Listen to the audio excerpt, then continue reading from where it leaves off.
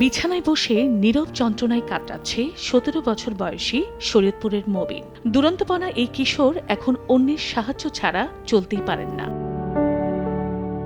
কয়েক মাস আগেও সুন্দর একটি ভবিষ্যতের স্বপ্ন বুনেছিল সে। বৈষম্য বিরোধী আন্দোলনে গুলিবিদ্ধ হয়ে হারিয়েছে চোখের আলো। ছেলের ভবিষ্যৎ নিয়ে দুশ্চিন্তায় দরিদ্র এই পরিবারটি।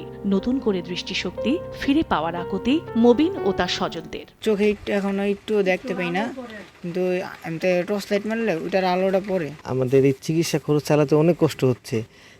মানে এখন আর আমার কাছে যা টাকা পয়সা সয় সম্বল ছিল তা খরচ হয়ে গেছে অলরেডি। সরকারি সবার কাছে আবেদন আমার যে আমার ছেলে সুচিকিৎসা পাক, আমাদের পাশে এসে দাঁড়াক, আমার একটা ঘর নাই, ঘর নাই। ছাত্র জনতার অভ্যুত্থানে পুলিশের গুলিতে নিহত রিয়াজুলের ছোট্ট মেয়ে মেহজাবিন ও শিশু ছেলে সন্তানের সারাক্ষণের সঙ্গী এখন বয়স্ক দাদা দাদি। গেল ৫ মাস আগে বাবা রিয়াজুলের সঙ্গে বনিবনা না হওয়ায় চলে যায় মা শিমু আক্তার। এরপর বাবার কাছেই বড় হচ্ছিল এই অবুঝ দুই ভাই বোন। কিন্তু ভাগ্যের নির্মম পরিহাস, ফুটফুটে শিশু দুটির জীবন এখন অনিশ্চিত ভবিষ্যতের মুখে।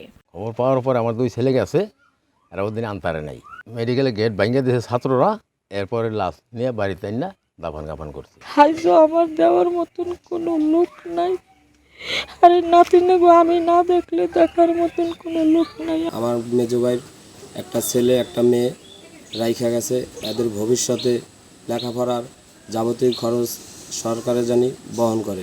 সরকারের তরফ থেকে সব ধরনের সহযোগিতার আশ্বাস জেলা প্রশাসনের। যারা শহীদ হয়েছেন তাদের পরিবারের যারা সদস্য রয়েছেন তারা যেন ভালোভাবে তাদের বাকিটা জীবন যাপন করতে পারেন। একই সাথে যারা পঙ্গুত্ব বরণ করেছেন, আহত হয়েছেন, তাদের কিভাবে পুনর্বাসন করা যায় সেই লক্ষ্যেও আমরা সমন্বিতভাবে কাজ করার পরিকল্পনা গ্রহণ করেছি। জেলায় ছাত্র জনতার আন্দোলনে পুলিশ ও নিষিদ্ধ ছাত্রলীগের তাণ্ডবে ১২ জন প্রাণ হারিয়েছেন, আহত হন অন্তত ২৫ জন।